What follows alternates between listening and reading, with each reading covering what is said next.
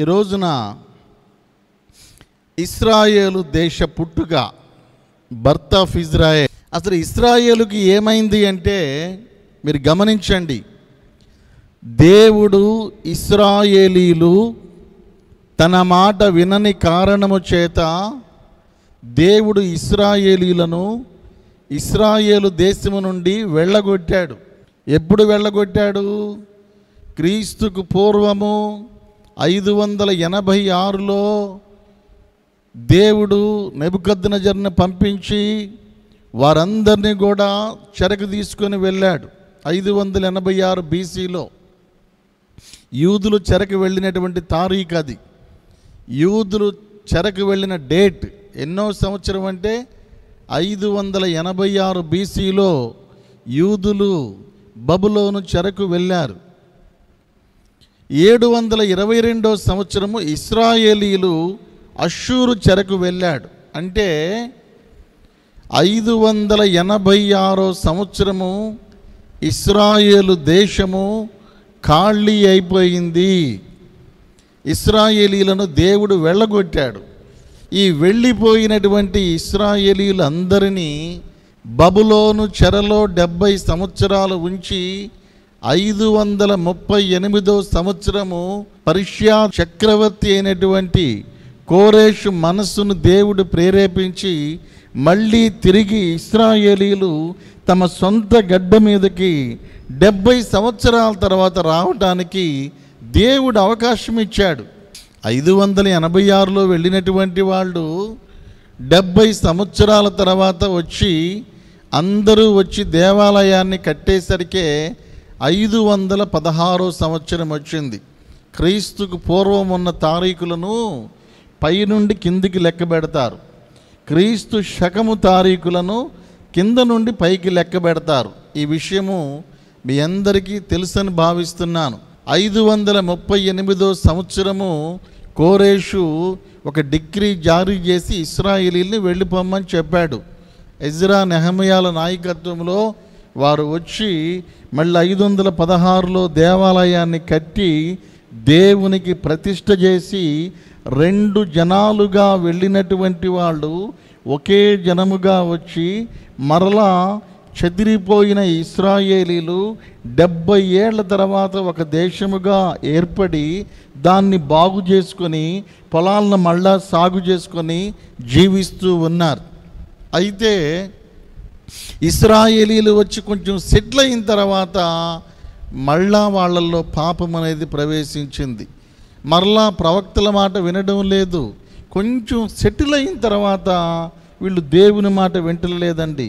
వినండి, బాధలో ఉన్నప్పుడు, కష్టంలో ఉన్నప్పుడు, శ్రమలో ఉన్నప్పుడు దేవుని మాట బాగానే వింటారు. దేవుడు దీవించినాక, కొంచెం స్థిరపడినాక, కొంచెం నిలదొక్కున్నాక, కొంచెం సెటిల్ అయిన తర్వాత మనుషుల్లో భక్తి తగ్గిపోయిద్ది. బాధ ఉన్నప్పుడు ప్రార్థన చేస్తావు, ఇల్లు లేనప్పుడు ప్రార్థన చేస్తావు, ఉద్యోగం లేనప్పుడు ప్రార్థన చేస్తావు, డబ్బులు లేనప్పుడు ప్రార్థన చేస్తావు, కడుపు కాలుతూ ఉన్నప్పుడు దేవుడిని అంటి పెట్టుకుని ఉంటావు, బాగానే ఉంది. అయితే దేవుడు నిన్ను దీవించి, నిన్ను ఆశీర్వదించి, కడుపు నిండా భోజనం ఇచ్చి, నిన్ను గొప్ప చేసిన తర్వాత, నీకు ఇల్లు ఇచ్చినాక, ఉద్యోగం ఇచ్చినాక, వ్యాపారం ఇచ్చినాక, ధనం ఇచ్చినాక, దేవుడు నిన్ను ఆశీర్వదించిన తరువాత నీవు గర్వించి మదించి మళ్ళా లోకంలో పడిపోకూడదు. ఇశ్రాయేలీలు చేసిన తప్పు ఇది. ఒకసారి దెబ్బతిన్నారండి, దేవుడు క్షమించి మళ్ళీ తీసుకొచ్చాడు. అబ్రహాం గారి ముఖాన్ని చూసి ఒకసారి తప్పు చేశారు, పాపం చేశారు, దేవుడు మళ్ళీ తీసుకొచ్చాడు. మళ్ళీ తీసుకొచ్చి ఆ పాడైపోయింది బాగు చేసుకొని, ఇళ్ళు మళ్ళీ కట్టుకొని, మళ్ళీ జాగ్రత్త చేసుకొని, కాస్త భూమి మీద సెటిల్ అయ్యి స్థిరపడ్డారు. దేవాలయం కట్టబడింది, మంచి వస్త్రాలు వేసుకుంటున్నారు, చక్కగా బ్రతుకుతున్నారు, కడుపు నిండా 3 పూటలు అన్నం తింటున్నారండి, కాస్త ఆరోగ్యంగా ఉన్నారు, హ్యాపీగా ఉన్నారు. తర్వాత దేవుణ్ణి మర్చిపోయారు. మళ్ళీ ఈరోజు ప్రజలు చేసేది అదే అండి. దీనస్థితిలో ఉన్నప్పుడు దేవుణ్ణి జ్ఞాపకం చేసుకున్నావు, మరి దీవించబడినాక ఉద్యోగం లేనప్పుడు నీ భక్తి ఎలాగుంది, ఉద్యోగం వచ్చినాక ఎలాగుంది?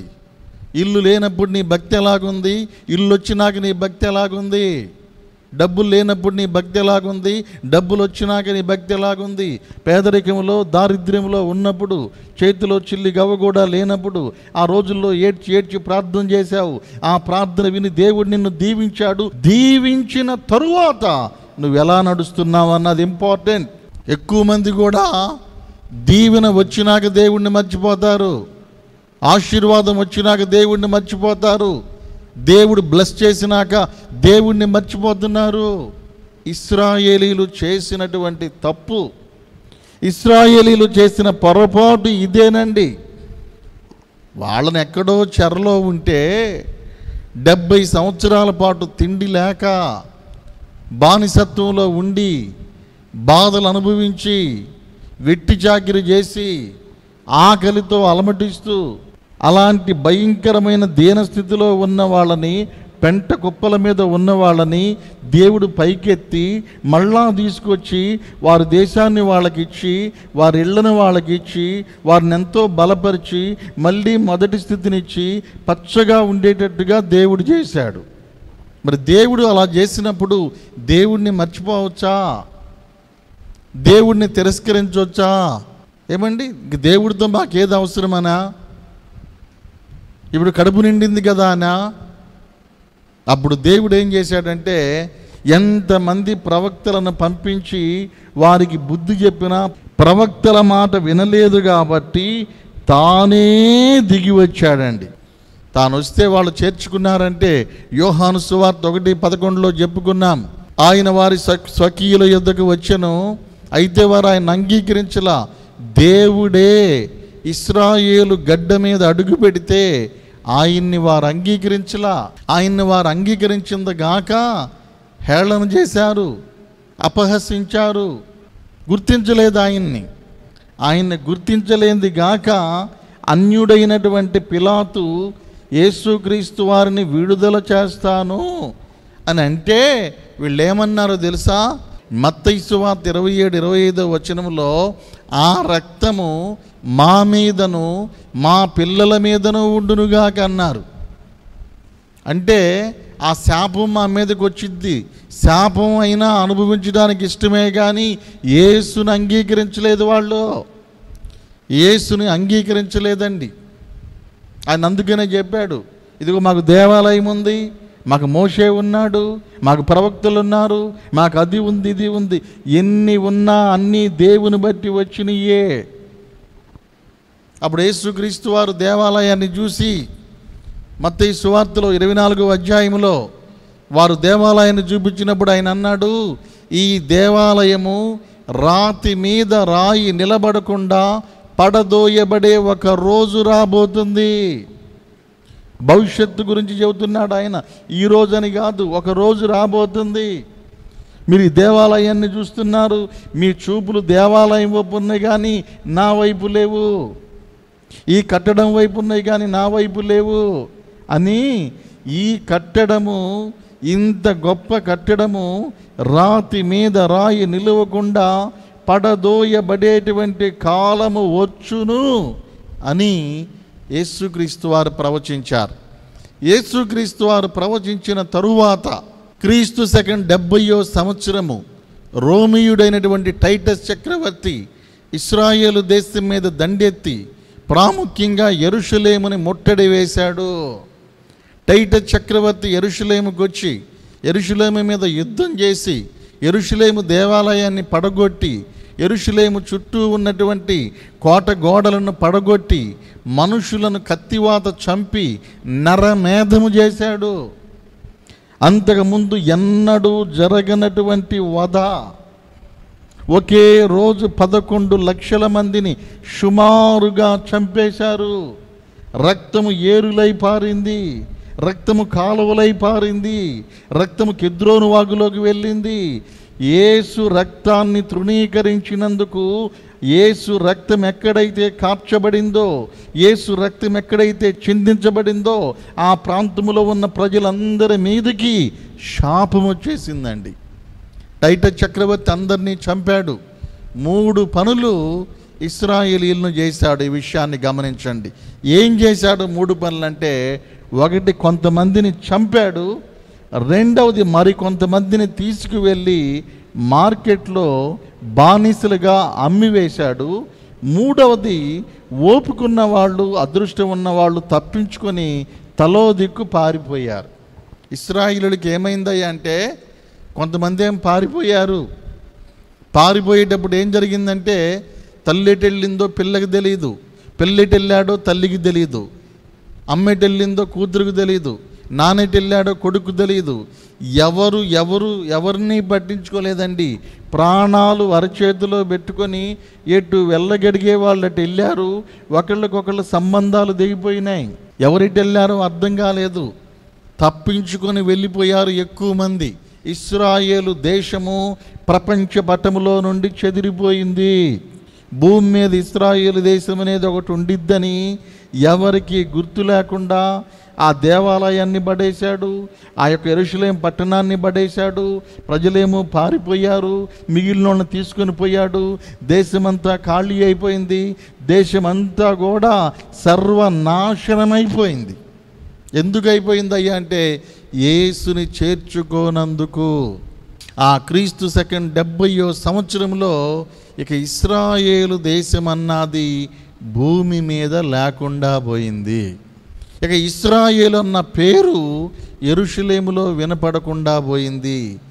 ఎంతో గొప్పగా చెప్పుకునే దేవాలయము సమూలంగా నాశనమైంది. మామూలు నాశనం కాదు, అసలు చూస్తానికి కూడా లేకుండా పూర్తిగా డిస్ట్రాయ్ చేశారు. గోడలు పడేశారు. చుట్టూ ఉన్నటువంటి యెరూషలేము గోడలు 80 అడుగులు ఎత్తుండే గోడలు కూడా పడవేశారు. దేవాలయం రాళ్ళు కూడా ఏనుగుల చేత ఈడ్చుకొని కైసర ఓడరేవుకు తీసుకువెళ్ళి ఆ సిజరియా పట్టణం నుండి రోమ్కు తీసుకొని వెళ్ళిపోయాడు. రాళ్ళు కూడా లేకుండా ఇశ్రాయేలీలు ఆ విధంగా పెంట కుప్పగాను పాడు దిబ్బగాను విడవబడినట్లుగా బైబిల్ చెబుతుందండి. మరొక ప్రవచనం కూడా ఉంది. యెరూషలేమా యెరూషలేమా, ప్రవక్తలను చేర్చుకొనకుండా వారిని రాళ్లతో కొట్టుచూ ఉండుదానా అని యేసుక్రీస్తు వారు యెరూషలేము నాశనాన్ని గురించి ముందుగానే ప్రవచించాడు. ఎన్నో ప్రవచనాలు ఉన్నాయి. అది నాశనమైద్దని, ఆ దేశం పాడుదిబ్బగా విడవబడిద్దని యేసుక్రీస్తు వారు యెరూషలేము పట్టణం గురించి ఏడ్చి దుఃఖించి కన్నీళ్లు పెట్టుకొని ఆ పట్టణం యొక్క నాశనాన్ని గురించి ఆయన ప్రవచించినటువంటి విషయాలు పరిశుద్ధ గ్రంథములో రాయబడి ఉన్నాయి. మత్తయి సువార్త 23వ అధ్యాయం 37వ వచనం.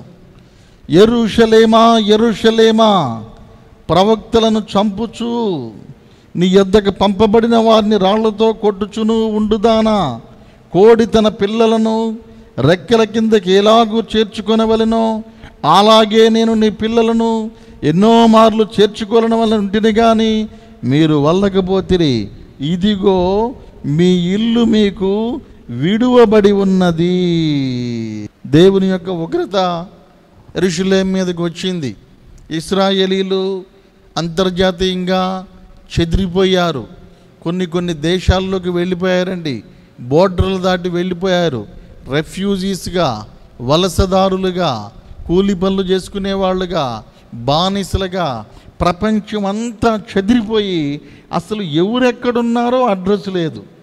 ఒక అబ్బాయి ఉన్నాడు, వాళ్ళ నాన్న ఆడున్నాడో తెలియదు, ఎటు వెళ్ళాడో, వాళ్ళ అమ్మ ఎక్కడుందో తెలియదు, ఎటు వెళ్ళిందో.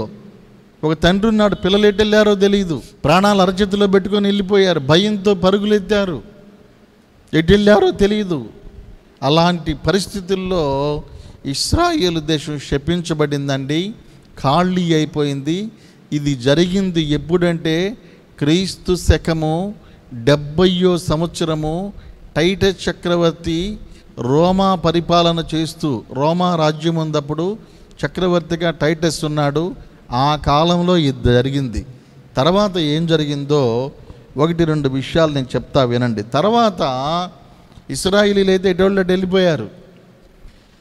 వెళ్ళిపోయిన తర్వాత ఇశ్రాయేల్ దేశం ఖాళీ అయిపోయింది. ఇశ్రాయేలు దేశం ఖాళీ అయిపోయినాక అందరూ అనుకున్నారు ఇక భూమి మీద ఇశ్రాయేలు దేశం అన్నది లేదు, ఇక రాదు అని అందరూ అనుకున్నారండి. అనుకున్న తర్వాత 1948 సంవత్సరం మే 14వ తారీఖున ఒక మెరకిల్ అద్భుతాన్ని దేవుడు చేశాడు. ఆ అద్భుతం చెయ్యబోయే ముందు ఏమేం జరిగినాయో 2 విషయాలు చెప్తా వినండి. ఏం జరిగిందయ్యా అంటే, ఇశ్రాయేలీలు వెళ్ళిపోయారు. అమెరికా కొంతమంది వెళ్ళారు, రష్యా కొంతమంది వెళ్ళారు, రొమేనియా కొంతమంది వెళ్ళారు, ఇటలీ కొంతమంది వెళ్ళారు, గ్రేట్ బ్రిటన్ కొంతమంది వెళ్ళారు, జర్మనీ కొంతమంది వెళ్ళారు, హంగేరీ కొంతమంది వెళ్ళారు, ఆసియా ఖండం మన ప్రాంతంలో భారతదేశానికి కొంతమంది వచ్చారు. వారు ఎటు ఖాళీ దొరికితే ఆ ప్రాంతాలన్నిటిలోకి వెళ్ళిపోయారు. ఎక్కడో బ్రతుకు దేవుడా అనుకుంటా సెటిల్ అయిపోయారు. అలాగా బాధలు పడుతూ కష్టాలు పడుతూ ఎక్కడోళ్ళు అక్కడ ఉండిపోయారు. ఒకరికొకరికి సంబంధాలు లేకుండా ప్రపంచములో ఏ జాతి చెదిరిపోని విధంగా చెదిరిపోయారు. ఏ జాతి కూడా అలా చెదిరిపోలా, ఆ విధంగా వాళ్ళు చెదిరిపోయారు. చెదిరిపోయినాక ఒకరికొకరు సంబంధాలే లేవండి, ఎవరెక్కడున్నారో తెలియదు. అలాంటి సందర్భంలో ఇలా బ్రతుకుతూ ఉన్నారు. కాలం గడుస్తూ వచ్చింది. కాలం గడుస్తూ వచ్చినాక 1914 నుంచి 1918 దాకా మొదటి ప్రపంచ యుద్ధం జరిగింది. 1914 సంవత్సరం నుంచి 1918 సంవత్సరం దాకా అప్పుడు భయంకరమైనటువంటి ప్రపంచ యుద్ధం అనేది ఈ 5 సంవత్సరాలు జరిగింది. ఈ ప్రపంచ యుద్ధం జరిగిన తర్వాత నానాజాతి సమితి అని ఒక దాన్ని ఏర్పాటు చేశారు. దీనికి లీడర్స్ ఎవరంటే గ్రేట్ బ్రిటన్, ఫ్రాన్స్ అన్నమాట. ప్రపంచంలో యుద్ధాలు వద్దు, బాగుండాలి, యుద్ధాలు ఎప్పటికైనా డేంజర్, పోట్లాడుకుంటే ఆస్తి నష్టం, ప్రాణ నష్టం జరిగిద్ది, ప్రపంచం శాంతిగా ఉండాలని ప్రపంచ శాంతి కోసము నానాజాతి సమితిని ఒక దాన్ని స్థాపించారు. అది ఎందుకయ్యా అంటే యుద్ధాలేమీ లేకుండా ఉండటం కోసం. ఆ సమితిని స్థాపించిన తర్వాత 20 సంవత్సరాలకి అంటే సుమారు 1939 సంవత్సరం 1939 సంవత్సరంలో జర్మనీ దేశానికి అడాల్ఫ్ హిట్లర్ అనేటువంటి ఆయన ప్రెసిడెంట్గా వచ్చాడు. జర్మనీ దేశము ఆ హిట్లర్ కాలములో చాలా బలమైన దేశంగా ఉంది. మొదటి ప్రపంచ యుద్ధములో జర్మనీ ఓడిపోయి ఎన్నో అవమానాలను పొందింది జర్మనీ. బాగా వినాలి మీరు. మొదటి ప్రపంచ యుద్ధంలో ఫ్రాన్సు, ఇంగ్లాండ్ చేతుల్లో, ఆ కూటమి చేతుల్లో జర్మనీ దారుణంగా ఓడిపోయింది. జర్మనీ దారుణంగా ఓడిపోయి ఆ యుద్ధానికైనటువంటి ఖర్చంతా కూడా జర్మనీ చేతే కట్టించారు. జర్మనీ భాగాన్ని ముక్కలు ముక్కలు చేసి చుట్టుపక్కల ఉన్న వాళ్ళు పనిచేసుకున్నారు. అతి భయంకరంగా అవమానాలకు గురైంది జర్మనీ దేశం. ఈ జర్మనీ వాళ్ళందరూ ఏం చేశారంటే ఈ అవమానాలన్నీ కడుపులో పెట్టుకున్నారు. ఏనాటికైనా వీరందరి మీద పగ తీర్చుకోవాలని ఆ బలహీనమైనటువంటి జర్మనీ దేశము 20 సంవత్సరాలలో ఒక ప్రపంచంలోనే తిరుగులేని శక్తిగా తయారైంది. పెద్ద ఎయిర్ ఫోర్స్ అండి. జర్మనీకి ఉన్నటువంటి ఎయిర్ ఫోర్స్ ఎవ్వరికీ లేదు. చాలా పవర్ఫుల్ ఎయిర్ ఫోర్స్. ఆ రోజుల్లోనే వాళ్ళ సైన్యము సుమారుగా 60 లక్షల దాకా ఉంది. ప్రపంచంలో ఒక తిరుగులేనటువంటి శక్తిగా. అంతకుముందేమో గ్రేట్ బ్రిటన్, ఫ్రాన్సు బలమైన దేశాలు. ఎలాగైనా వాళ్ళను ఓడించాలని హిట్లర్ నాయకుడైన తర్వాత హిట్లర్ సామ్రాజ్యవాదం కలిగిన వాడు. హిట్లర్ ఆలోచన ఏంటంటే ఏ విధంగానైనా ప్రపంచం మొత్తాన్ని జయించాలి, నేనే గొప్ప, మా జాతే గొప్ప, మా దేశమే గొప్ప అని నాజీ పార్టీని స్థాపించాడు. నాజీలు ఒక జాతి అన్నమాట. హిట్లరు ఆ నాజీ జాతికి చెందినవాడు. యూదులు ఎలా యూద మతస్థులో నాజీ అనేది ఒక రేస్ అన్నమాట. ప్రజలందరి మధ్యలో ఏం తీసుకొచ్చాడంటే ఈ యొక్క ఛేదన భేదాలు తీసుకొచ్చాడు. జర్మనీ వాళ్ళందరికీ చెప్పాడు, ఈ ప్రపంచాన్ని మనం ఏలాలరా, మనం శ్రేష్టమైన జాతి, మనం కల్తీ లేని జాతి, మనం గొప్పవాళ్ళము, మనం ఈ రాజ్యాలన్నీ జయించాలని ప్రజలందరినీ కూడా రెచ్చగొట్టాడు బాగా.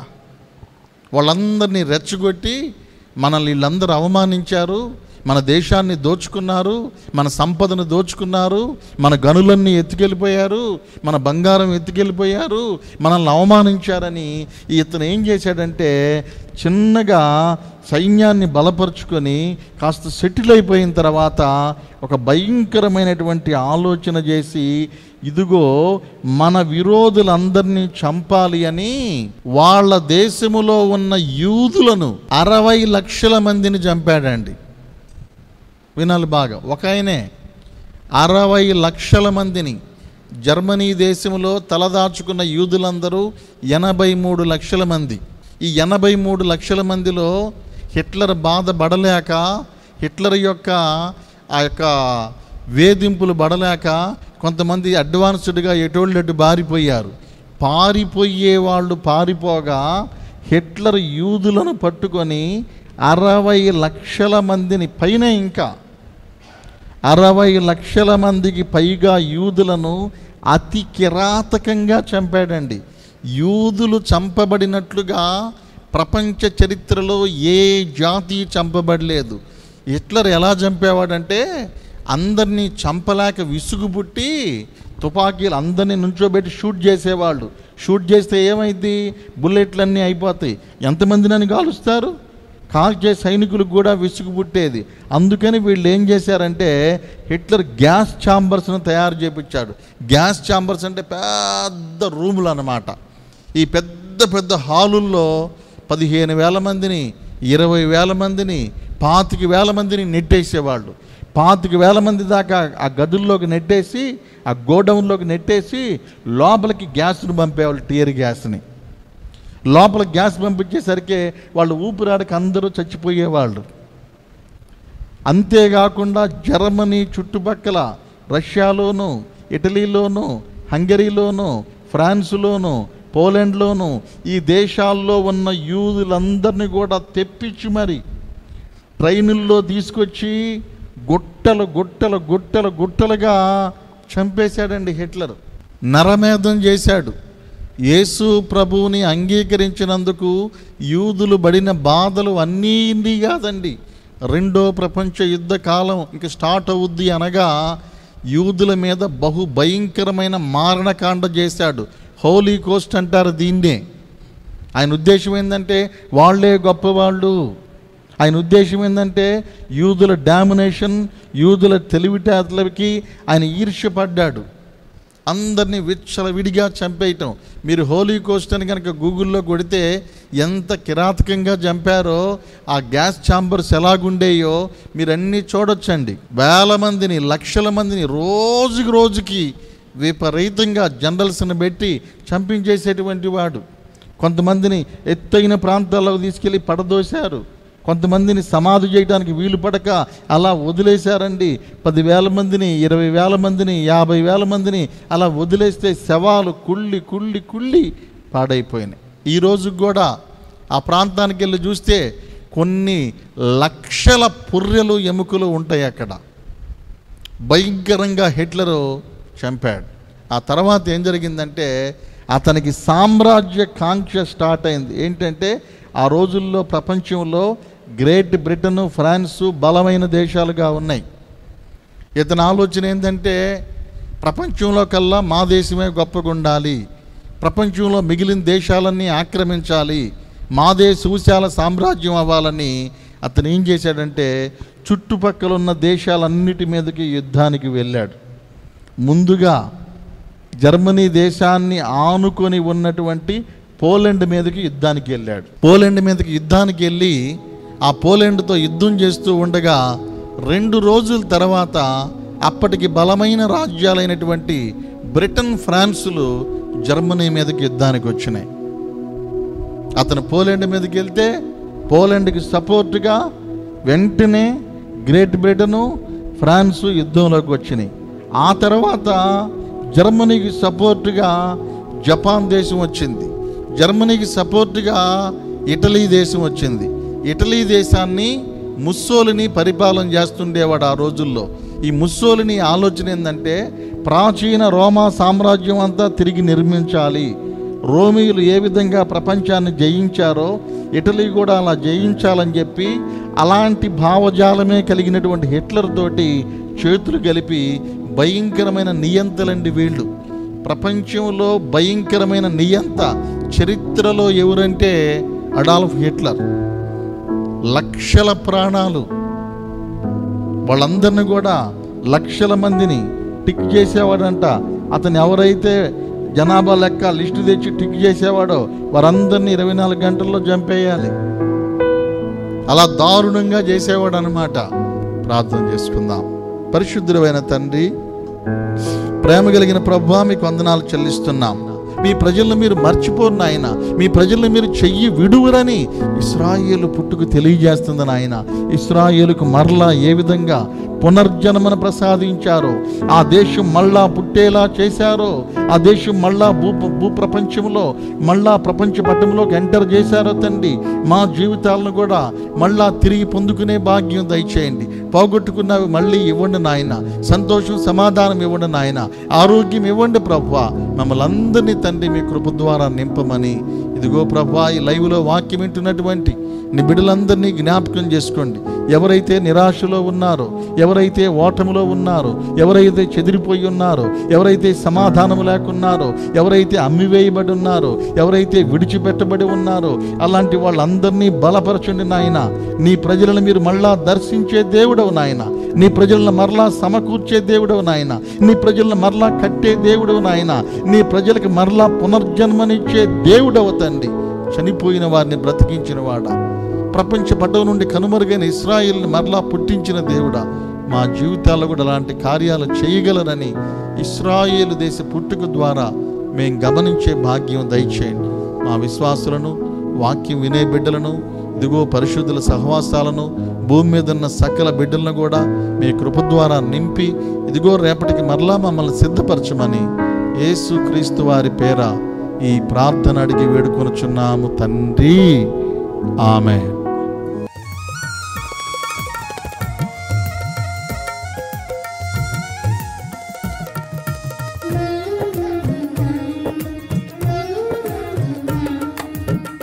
జీవము కంటే ఉత్తమమైనది సర్వోన్నతుడా నీదు కృపా. జీవము కంటే ఉత్తమమైనది సర్వోన్నతుడా నీదు కృపా. ఆకాశము కంటే ఎత్తైనది